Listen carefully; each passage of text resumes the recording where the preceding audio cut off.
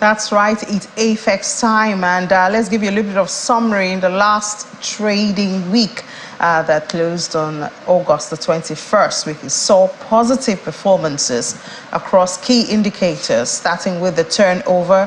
Turnover was up by 2.49%, closing the week at 16.94 billion naira, and it went from 6.80 billion naira, big jump there for investors. Number of volumes also went up 2.38%, alongside the number of deals traded. That was also up. I must tell you, it's a very green activity chart for the week. It went up by 15.52%, closing at 201 when it closed previously at 174 in the last trading week. The AFEX commodity index was up also 7.86%.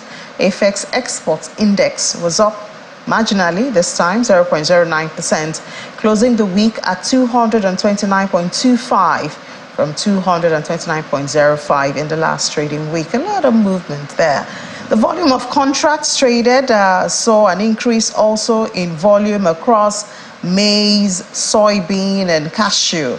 And there you have it, a green and very profitable activity chart. So let's look at the crops now, the price for the crops, starting with maize right there. It was up more than 25%. That's about almost 91 naira.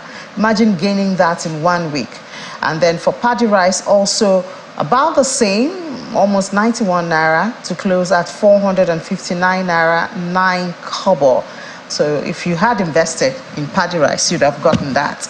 Now, if you are interested in cocoa, 5 naira 94 kobo is what was added for the week, 0.31%, closed at 1,897 naira 76 kobo for a kilogram. Cashew nut gained 3 naira 52 kobo, that's about 0.67%, to close at 527 naira 79 kobo.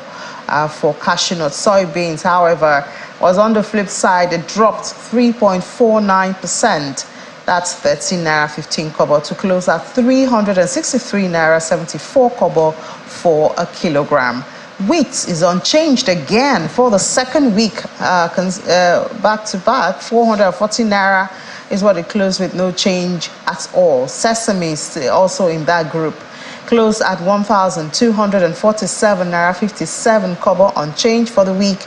Ginger also 989 naira 83 kobo, unchanged for the week, ended August the 23rd. Sorghum falls into the same category, 300 naira for a kilogram after its price remained unchanged on August 23rd. So there you have it for the price movement. Imagine if you had invested in any of those crops, you would have made some money within a week. A good buy for you, right? Well, anyway, let's have Anwulika now join us. She's the public relations analyst with AFEX, joins us virtually from Lagos, and I know she's proud to tell us about the Code Cash Crop, the 4th edition that was successful again on the 12th of August. They held the 4th edition of that, and we've been talking about this for a while. So Anwulika, we're no stranger to it, but you may have to do a little bit of recap for our viewers who are watching for the very first time. What's the Code Cash Crop about? And then this 4th edition, what stands out? I think you should unmute, Anwulika. I cannot hear you. Yes, thank you very much for having me. Good to have you. It's great to be here again.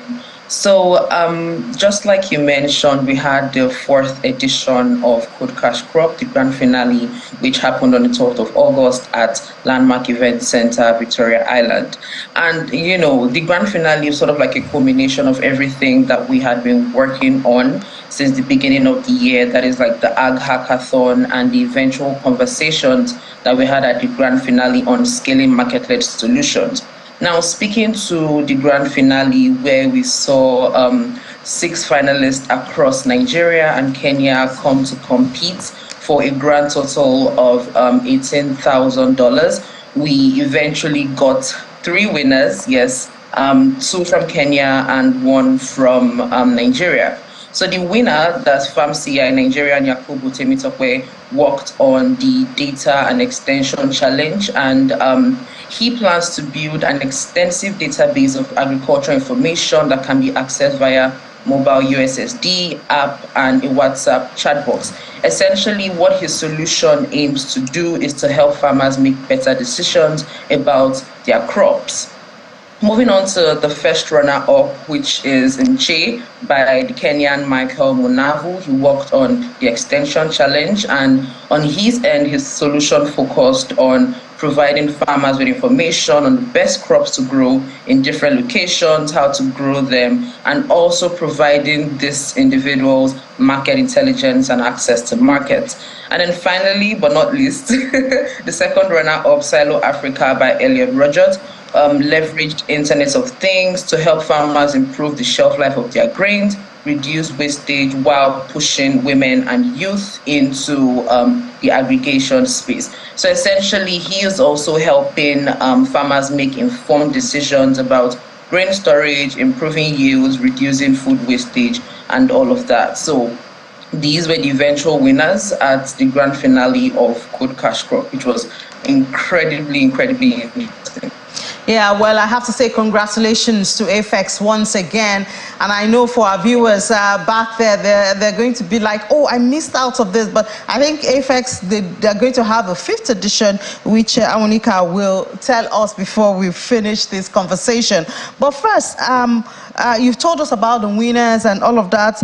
Take us through the criteria for the event. What did you look out for? So those who want to join in for the 5th edition can prepare themselves on what they need to do or put together as they're coming in.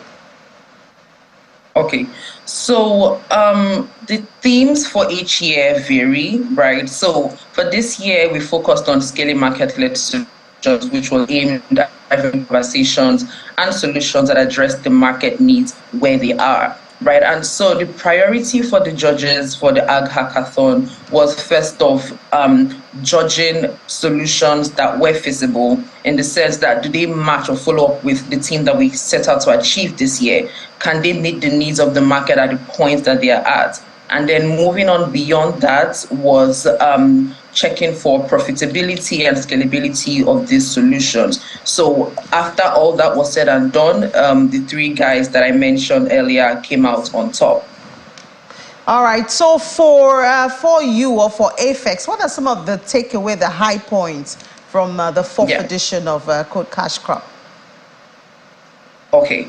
So the Ag Hackathon, first off, watching how passionate these guys, these finalists were about, transforming the agriculture sector in their own little way. It was really great for us seeing the passion, that these guys brought to the stage, and also the types of conversations that we had, the panel sessions, like I mentioned, we had about 3 panel sessions, and they were incredibly insightful. We had seasoned experts such as Professor Yinka David West, who is the Associate Dean of Lagos Business School, and a couple of others gave us really insightful knowledge and pieces really on some of the fundamentals of scaling innovation, the importance of, sustainability in today's work climate, and all of that. So those were really high points for us this year at Code Cash Crop. Great. And I wonder if you have the theme for next year's own, that's the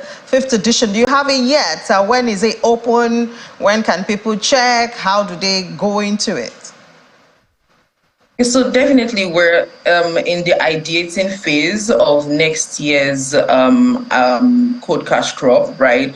This year we had the first Pan-African Ag Hackathon, first Pan-African event where we opened to Kenya. So definitely next year we're looking to scale beyond that and add, a couple more African countries into the mix. So I just implore everyone to stay tuned to AFEX and some of our announcements that would come going forward regarding Code Cash Crop.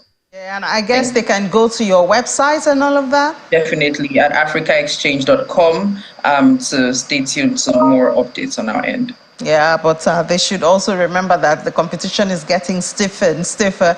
If you're involving more African countries, people are coming with great ideas and innovation. But I mean, that's what makes it interesting and worth the while. And it's all for the development of agriculture and food security. But thank you so much for your time this morning, Awolika Omudinjo, PR analyst with AFEX. Thank you. Let's take a breather. We'll be back.